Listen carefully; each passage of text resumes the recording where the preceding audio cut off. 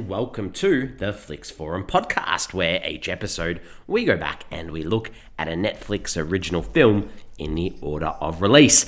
Today we have Netflix 381st film from 2021. It's the Italian biographical sports film called Baggio, the Divine Ponytail, or in Italian it's Il Divin Codino. It's directed by Leitzia Lamartire and stars Andrea Arcangeli, Valentina, Belle, and Thomas Trabacchi. I am Jesse, I'm your host.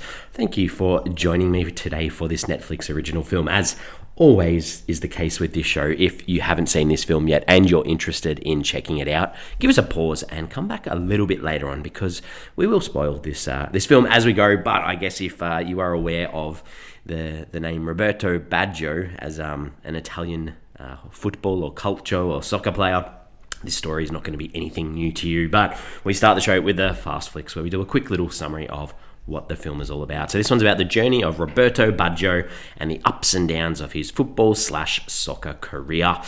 Yes, this is a biopic. This is maybe a very Italian-centric story that, or a soccer-loving nation story. If you're aware of this guy, then this might be the film for you.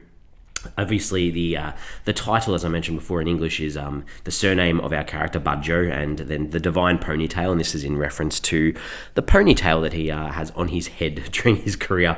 The translations around the world, so the Italian one is literally, it's just called the Divine Ponytail, so obviously that's enough for people in Italy to know who the film is about.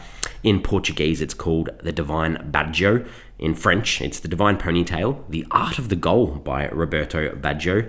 In Czech, it's Baggio, the Divine Braid. In German, it's Baggio, the Divine Pigtail. Some funny international versions here of what a ponytail in the hair may mean. In Polish, it's Roberto Baggio, the Divine Pony. I don't think he's a horse, but that's okay. In Russian, it's Robert Baggio, the Divine Tail. Okay, he hasn't got a tail, it's okay. In Croatian, Roberto Baggio, God's Tail. In Chinese, it's Baggio, the magic ponytail. In Turkish, it's Baggio, the divine horsetail.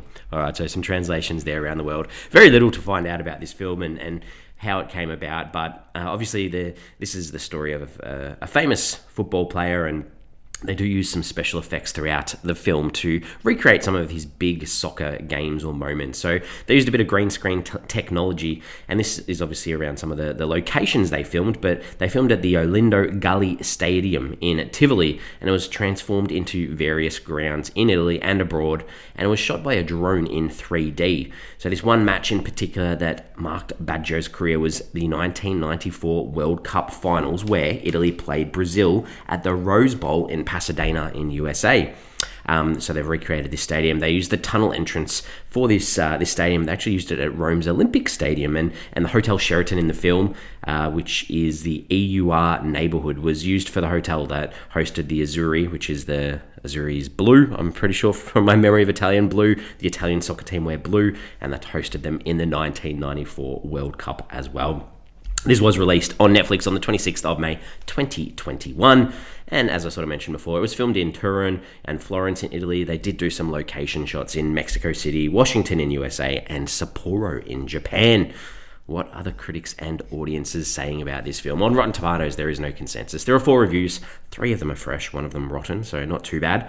Audience has it at 57% on Rotten Tomatoes. That's on less than 50 ratings, so on that lower side.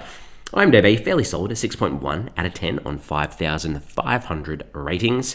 Letterboxd, a little bit lower, 2.9 out of 5 on nearly 6,000 ratings, and it's been logged by 7,700 people. And on Metacritic, where they use the traffic light system of red, yellow, and green, there are no critic reviews there, but the audience has it at a 7.3 out of 10. That's on 4 reviews. That is green. That must be 4 people that are very big fans of Baggio. All right, here we go. What are my early thoughts on this one? I feel like I know a little bit more maybe about soccer than your average person, but I'm obviously not that into it, as I had no idea who Baggio was or who he is.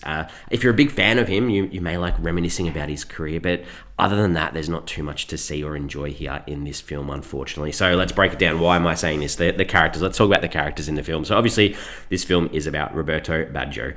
This guy is obviously a godsend to Italian soccer fans at various stages, and the general people of Italy rode the ups and downs of his career. So this guy is seen as pretty confident He's someone who believes his own hype, and I guess he's often criticised for relying on his talent rather than working as a team, and mainly just focusing on himself and his possessions and what the team is doing.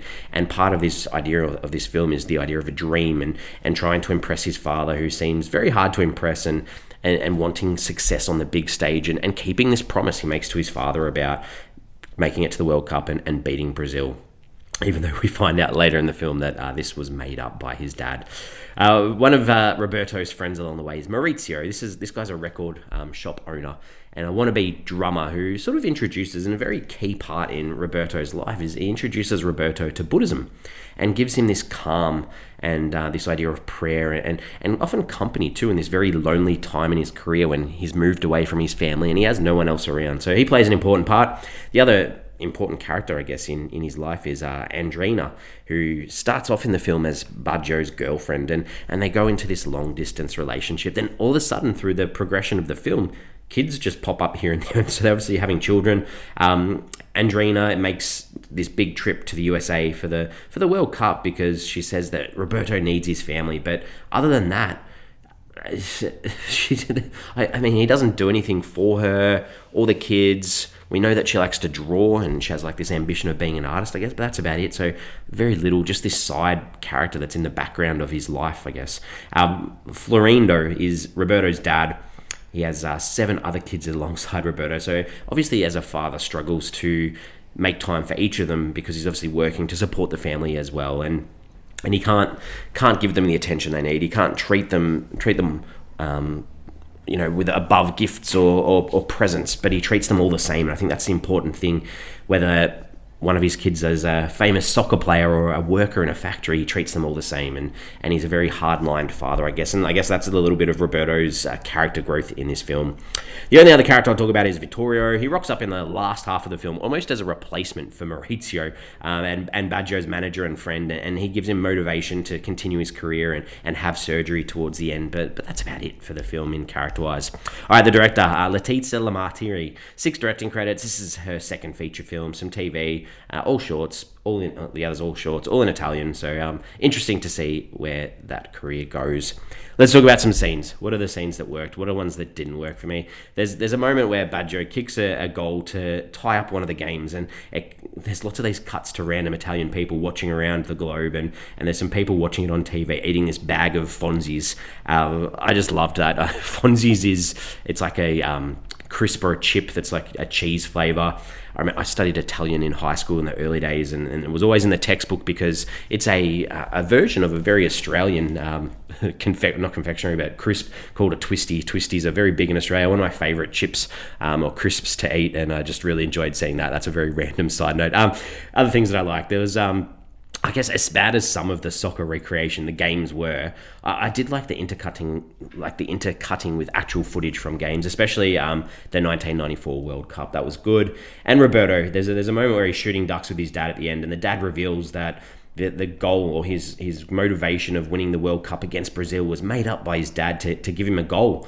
And he's very angry. Roberto's angry, and he tells and storms off, and his dad tells him off for scaring the ducks. Don't scare him. And Baggio turns around and goes, well, I have an urge to shoot you. I thought that was quite funny. And the dad has his whack back and says, don't shoot too high this time. I laugh because that's in reference to this penalty goal against Brazil that he shot too high over the goalpost. So that was good. Things I didn't like. New Year's Eve, Roberto's by himself. His girlfriend Andrea calls and tells him, don't give up, don't be down. It was just so on the nose, just so motivational. Didn't like that. Andrea, she tells Baggio's family that this is when he's at the World Cup in America, that he needs them there in America, and they will just get up and go and get on a plane. I thought it was quite funny, especially the dad, who'd done nothing positive towards him so far, just the fact that he'd get on the plane and go. I thought that was a bit weird. The whole old and tired tree in Baggio's backyard, as his career's dwindling, he's getting old. And then, you say it's a very clear metaphor that you see to start off, and then obviously they close it later on when he's angry. He hasn't been picked for the 2002 World Cup, and he picks up his axe and he's angry and he goes to go chop it down, and then he stops. It was just so bad. And then finally, at the end, the final scene, Roberto is paying for fuel at the petrol station, and there's all these random people that come over to thank him, and this chant in the car park just starts, and his dad's staring there crying, and he's crying, and then it cuts to this song about his ponytail in the wind. Just, oh man, I don't know. It didn't sit well for me. Anyway, some themes, some ideas. Obviously, the idea of perseverance in this film and determination and battling through and overcoming odds, especially with injury. The idea of following your dreams, not taking anything for granted, and focusing on goals too. They will play a big part in this film, as well as faith and Buddhism and the idea, especially in Italy, the believing in something that isn't Catholicism and how that can put you on the outer almost at times too, and idea of making happiness for yourself and believing in what you want to believe in too. That father-son relationship I sort of touched on a little bit, but that there's a comment in the film about in sport, most people see their fathers as their coaches, and the explanation as to why Baggio had such issues with his coaches was because of his own daddy issues too. And two, you've got to play with that idea of showing that you're human. Humans make mistakes, but people can still love you, as we see in that such emotional final scene. All right, what did I take away from this film? I get Baggio's whole image is around that ponytail, but surely the wardrobe department in this film could have put something better together to put on his head, not just this stuck-on tail almost. I thought it was quite lame. All right, some questions, some pondering, some thoughts, some ideas. Like I've sort of said, I don't know much about Baggio, but apparently he had a redemption penalty shot at the 1998 World Cup quarterfinals. So the World Cup after the 1994 ones where he had this trauma. They didn't even touch on the 1998 World Cup. Anyway, I thought that's probably a better moment of redemption. Anyway, the title obviously refers to that divine ponytail, but they never actually address it really in the film. Like, he puts a lot of these Buddhist things in it during his career that I saw when I was reading. Surely you touch on this in the film, especially if you're going to title your film after his ponytail. Thought that was interesting. And finally, that whole father-son relationship, I just thought it was rubbish. It didn't land. I don't know, it just didn't seem realistic. It was like, we're going to have this trait where the dad's horrible the whole way throughout the film, and then he'll finally turn at the end. And I don't know, I just didn't like it. Didn't land for me. Other than that, I'm ready to wrap this one up. Okay, so we give the film a rating out of 5 stars on this show. For me, I think diehard soccer fans in Italy may love this. That's fine. But I think there's very little here for anyone else because there's too many gaps to actually gather any insight into Baggio, his mindset, his drive, or even some of his career highlights that aren't in the film, except there's this tiny little montage at the end over the credits with some real life footage of him. But other than that, I don't feel like I got to know this guy very well. I'm going to give this a 2 out of 5.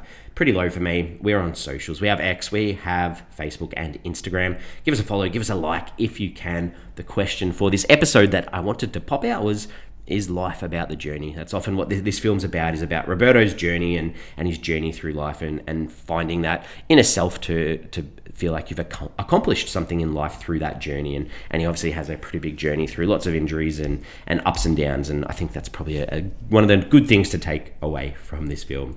All right, other than that, we are back next week with another international film. This one is also from 2021. This one is from Thailand. It's a Thai ghost film called Ghost Lab. This one's directed by Paween Perchapana and stars Thanop Leektakanchorn, Paris Intakomalasut, and Nutanica and Dungwara Wanchi. Apologies, I will practice a little bit more for next week, but I promise I will probably still hash those names out pretty poorly. Other than that, that's what we got next week, a ghost film from Thailand. Interesting. Let's give it a watch through the week. You give it a watch. Join me next week. As always, thank you for joining me, and I will see you